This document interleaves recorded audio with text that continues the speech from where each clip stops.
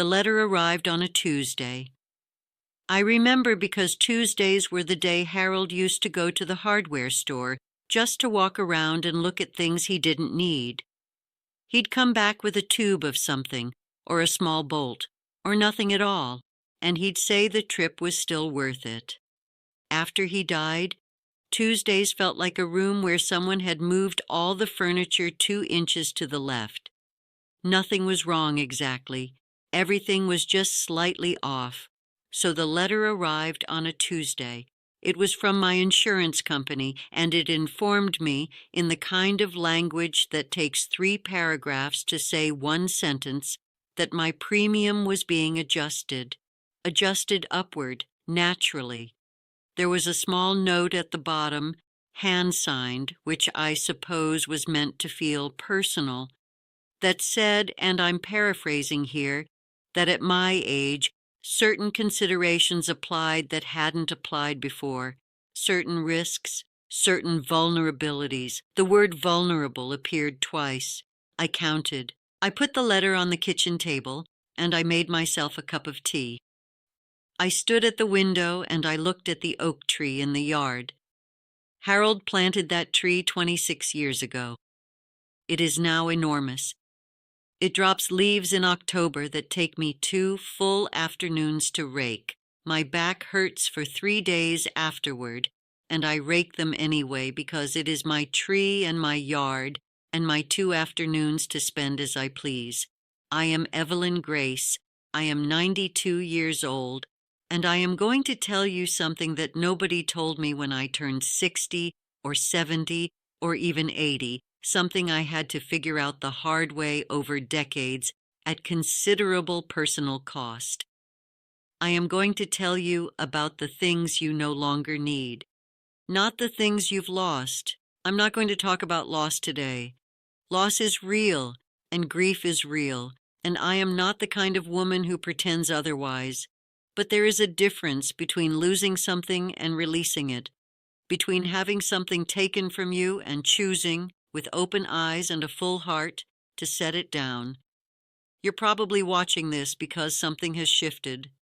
Maybe you've hit 60 and felt the ground move slightly beneath you. Maybe you're older and that shift happened years ago, and you've been quietly trying to understand it ever since. Maybe someone you love is at this stage, and you're trying to understand them. Whatever brought you here, I want you to know that I am not going to talk to you the way people talk to us. I'm not going to be careful with you or gentle in that particular way that means someone thinks you might break. You're here. You've made it this far. You don't need careful. You need true. So let me tell you what's true. The first thing you no longer need is the approval of people who don't know what your life has cost you. I don't mean this as a piece of advice from a motivational poster. I mean it as something I learned on a specific evening in this kitchen when I was 64 years old and had just hung up the phone with my mother-in-law. She had, in the course of a 20-minute conversation, managed to suggest that my house wasn't clean enough, that I worked too much, that I didn't work the right kind of work, that my children were being raised with insufficient discipline, and that my hair had gotten rather long for a woman my age. I was 64. My hair was my hair. My house was my house. My children were, at that point, adults in their 30s with their own children and their own hair. And I was still standing in my own kitchen at 11 o'clock at night, feeling, for reasons I couldn't entirely articulate, like I had failed a test I hadn't agreed to take. That was the night I understood something, not just about my mother-in-law. She was who she was, and she's been gone a long time now, and I remember her with more tenderness than you might expect. But about myself, about the habit I had built over 64 years of measuring myself against standards that other people had set without my input or my consent, standards I had never examined, standards I had simply absorbed, the way you absorb weather without deciding to. After 60, that habit becomes, and I want to choose this word carefully, wasteful, not wrong. not bad, wasteful. Because you know by then what you've done. You know what you've built and carried and survived. You know what it took.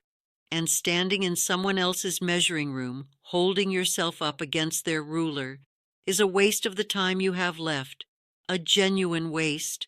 And time, at this point, is not something I'm willing to waste on a ruler that was never built for me. Catherine, my oldest daughter, she calls me every week. I love her more than she knows, and she worries about me in the way that people who love you too much sometimes do, which is to say she worries in ways that occasionally feel like instructions. She'll call and she'll say something like, "Mom, I read that women your age should really think about whether it makes sense to be living alone." Women your age, as if I were a category rather than a person, as if 92 years of being Evelyn Grace could be summarized by a demographic bracket. I used to get irritated. Now I get quiet. Not the quiet of someone who has given up, but the quiet of someone who knows exactly who she is and doesn't need to defend it. That's what releasing approval looks like when it's done properly. Not an argument, not a performance of independence, just a deep, settled knowledge that you have already proven yourself to the only jury that matters, and you've been acquitted. The second thing you no longer need is the story you've been telling about your regrets. I want to be careful here, because I am not, absolutely not, telling you that regrets aren't real. Mine are real. I have regrets that I can still feel in my chest late at night when the house is very quiet. I have regrets about things I said, things I didn't say, choices I made that I can't unmake. The summer I was too busy to go to Noah's, that's my grandson, his first real recital, the one where he played the piano piece he'd been working on for 8 months. He was 12. I was at a committee meeting. He said it was fine. It wasn't fine. I know it wasn't fine, but there is a difference between a regret and a story about a regret. The regret is the truth of the thing. The story is what you build around it to carry it with you everywhere you go. I spent a long time, too long, carrying a particular story. It was about Harold and me in our 40s, when things between us were genuinely difficult. We went through a period, almost 3 years, when we were polite to each other in the way that people are polite when they've run out of something. Not love. We hadn't run out of love. Something else. Something to say, maybe? Some way of seeing each other that was fresh. We got through it, slowly, imperfectly, without ever quite naming what it was. And we built 30 more years on the other side of it that were the best years of either of our lives. But the story I carried was about those 3 years, the ways I failed him, the ways I was too proud or too silent or too focused on the wrong things. I carried that story into my 70s, and what I finally understood, with some help from a conversation with my granddaughter Sophie. She's 25 and asks questions that a 25-year-old has no right to ask with that much precision. What I understood was that I was spending energy on a story that wasn't even the whole truth. It was a chapter, one chapter in a 52-year book, and I had been reading that one chapter over and over while the rest of the book sat there. You don't have to forget your regrets. I'm not asking you to. But after 60, you are allowed, I would say you are required, to stop letting them narrate your whole life. You've lived more than that one chapter. Read the rest of the book. The third thing you no longer need is the exhausting performance of having everything under control.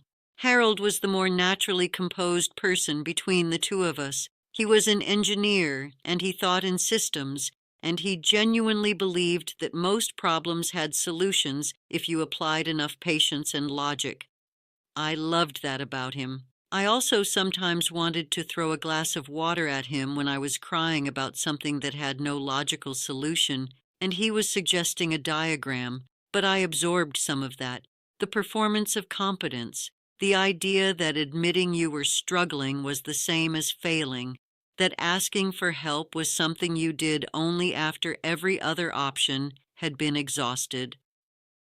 I ran a household, raised 3 children, worked part-time for years, volunteered, kept up the garden, hosted every holiday, maintained friendships, and I did most of it while working very hard to appear as though none of it was difficult, as though it was simply what I did, naturally, without effort or cost. There is a particular kind of loneliness that comes from performing strength for so long that people stop checking whether you actually have it. After 60, I started to let things show a little more, not everything. I'm 92 years old, not a person who weeps publicly about her feelings, but I started saying when something was hard that it was hard. I started calling Diana, my youngest, the dramatic one who feels everything so loudly, and saying, "I'm having a difficult week." And she would say, "Oh, Mom," in that way she has, like the whole world has just confirmed her worst fears, and it used to exhaust me. But I started to hear something underneath it. She was relieved. She was relieved because she had spent years watching me be fine and wondering if she was the only one who was sometimes not fine. We were protecting each other from the truth. And the truth, it turns out, is a much easier thing to live with than the performance of its opposite. You don't have to fall apart, but you don't have to hold yourself together with wire and will every minute of every day either. After 60, after everything you've survived, you've more than earned the right to let a few things be visible, including the parts of you that are tired, including the parts that don't have answers, including the parts that still, on certain Tuesdays, feel the furniture slightly off. The fourth thing you no longer need is the belief that your worth is tied to your productivity. This one I fought for a long time. Still fight, if I'm being honest. There are mornings when I don't feel up to much, physically. My hip gives me trouble, and some days are harder than others. And I will find myself by 10 o'clock thinking about what I've accomplished since I woke up, as if the day requires a justification, as if I owe someone a report. I think this is the thing that Robert would understand least if I tried to explain it to him. Robert is my middle child, my practical one, who calls from across the country every Sunday with solutions. He's a good man. He loves me. But his understanding of a good life is a life in which things get done, problems get solved, and every hour has a return on its investment. He gets this from me, actually. I know he gets it from me.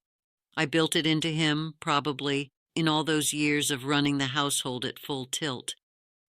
But here's what I've had to learn at 92, on the days my body doesn't cooperate. Resting is not failing. Being is not doing nothing. The woman who sits in the garden for an hour, watching the light change, is not wasting time. She is doing something that has a name, and the name is living. I watched Harold in his last years, after he retired, struggle with this exact thing. He would get restless. He would look for projects. He built a bookshelf none of us needed, repainted the basement, reorganized things that didn't require reorganizing. He wasn't bored. He was panicking, a little quietly, in the way that very composed people panic, by staying busy. He didn't know how to be without a purpose external enough to explain himself.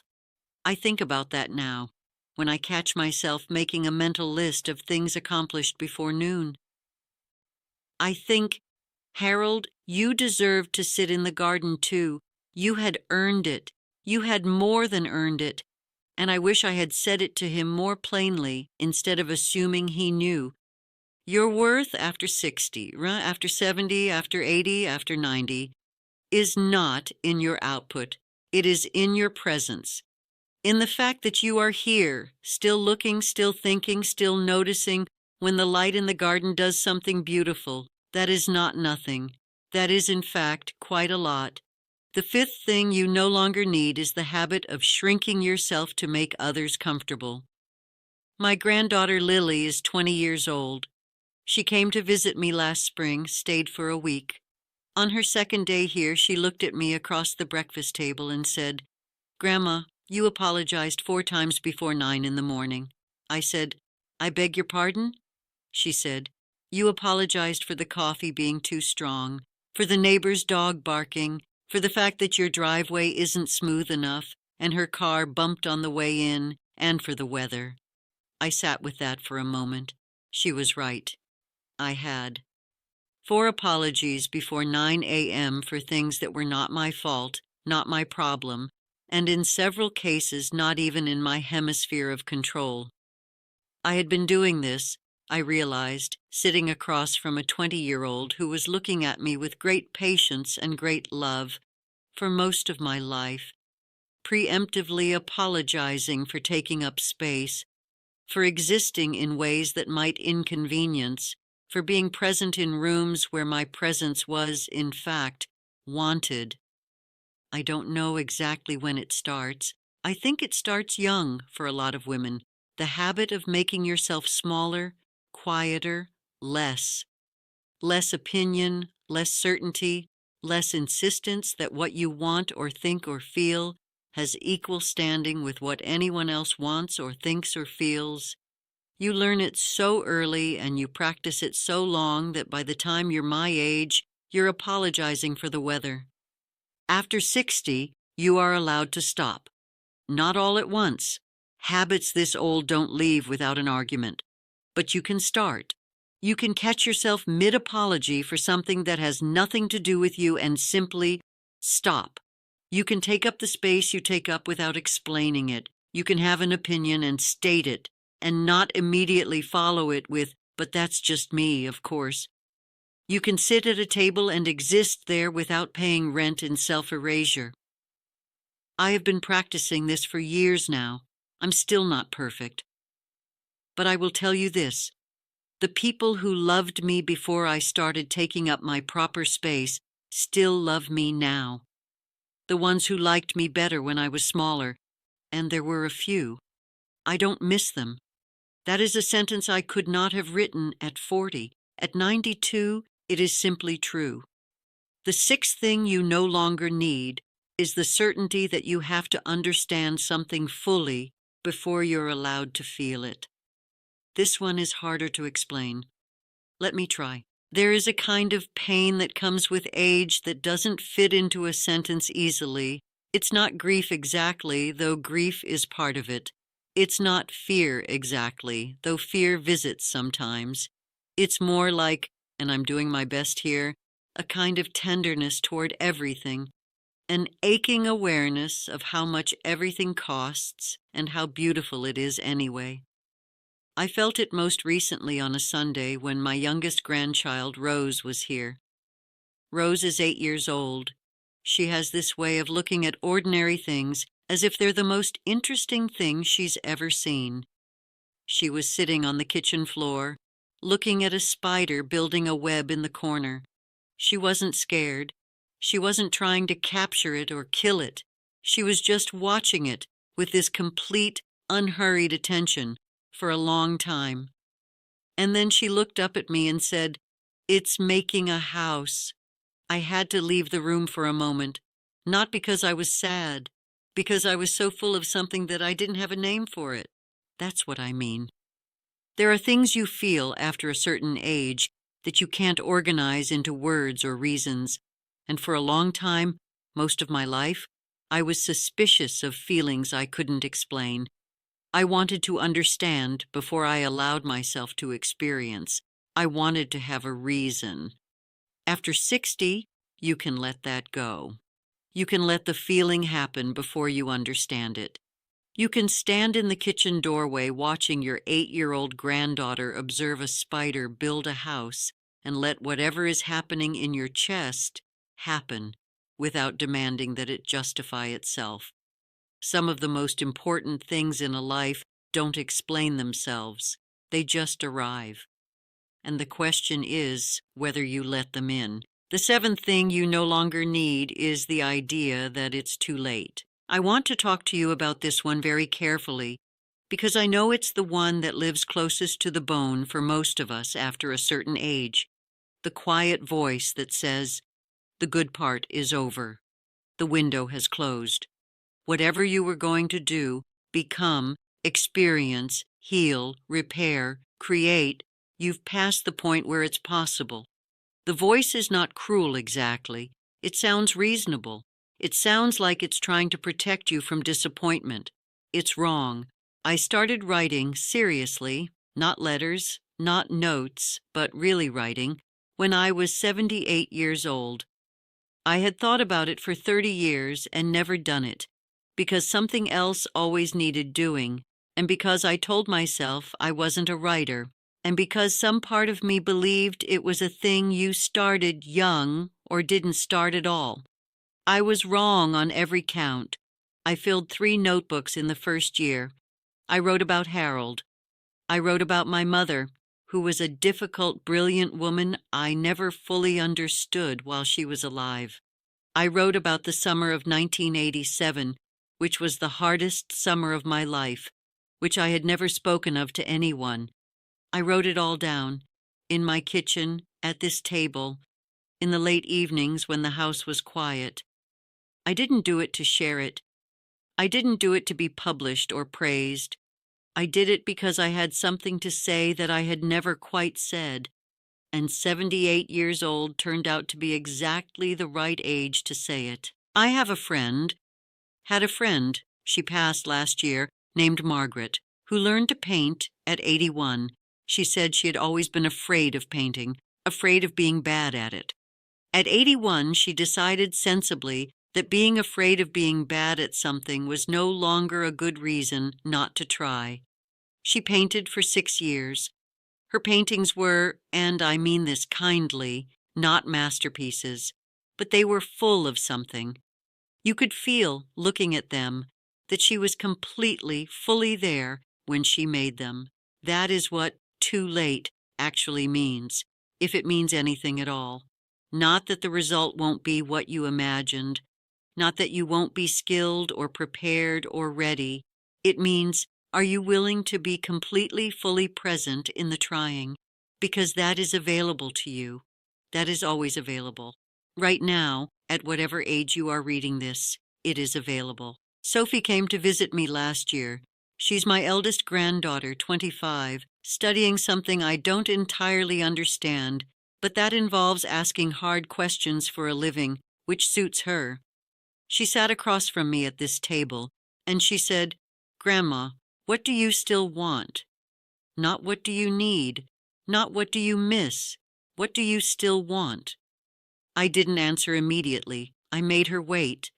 I thought about it seriously, the way the question deserved, and then I told her. I told her there are 3 things I still want. I want to finish the writing I've been doing. I want to see Oliver, he's 12, grow up enough that I can have a real conversation with him, the kind you can only have with someone who's been through something. And I want one more October. One more afternoon raking Harold's leaves, my back aching, the air sharp, the oak tree doing that particular thing it does in the late afternoon when the light comes through the yellow, and it looks briefly, improbably, like something burning and alive. Sophie didn't say anything for a moment. Then she said, "Those are good wants, Grandma." "They are. They're mine. I've kept them. I've been in this house for 44 years. I know every corner of it, every sound it makes at night, every place the floor creaks. I know where the light is best in the morning and where it goes in the afternoon. I know the particular silence of a Sunday that has no Harold in it. I know the weight of a Tuesday that holds its breath. I've let go of a great deal in my 92 years, more than I would have thought possible, more than I would have chosen willingly in most cases. But I have learned, slowly, incompletely, with many wrong turns and more than a few mornings of genuine despair, that letting go is not the same as giving up, that releasing something is not the same as losing it, that the things you don't need anymore are not the same as the things that didn't matter. They mattered. some of them mattered enormously. The approval I spent years chasing, the stories I carried, the performance of strength, the belief in my own productivity, the habit of making myself small, the demand that feeling wait for understanding, the idea that time was running out. These weren't nothing. They were the architecture of a life built piece by piece for reasons that made sense at the time. But the architecture can be changed, even at 92.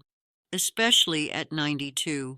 I still take up my space. I still rake the leaves. I still make terrible coffee at 5 in the morning and stand at the window and look at Harold's tree and feel, without entirely understanding it, something that doesn't have a clean name but that I have decided to call enough. It is enough. You are enough. You always were.